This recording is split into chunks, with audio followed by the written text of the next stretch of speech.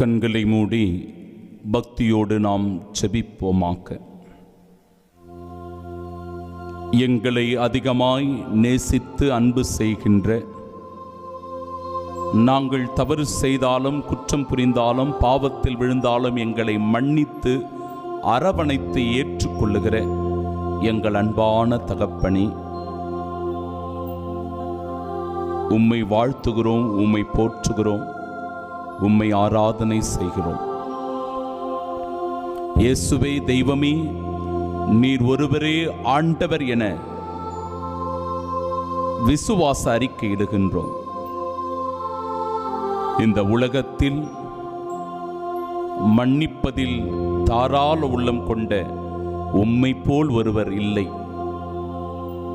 இரக்கத்தோடு பிறரிடத்தில் நடந்து கொள்வதில் உம்மை தவிர வேறொருவர் இல்லை. ஆம் ஆண்டவரே, மன்னிப்பதிலும் இரக்கம் காட்டுவதிலும் நீர் வல்லவர் அப்பா.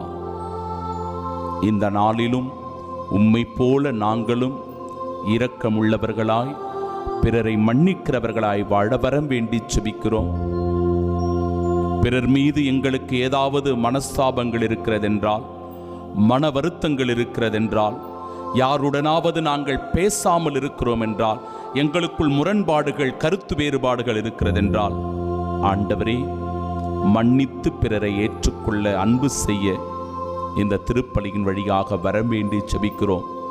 எங்களை ஆசீர்வதியும், வழிநடத்தி பாதுகாத்தருளும். ஆமென்.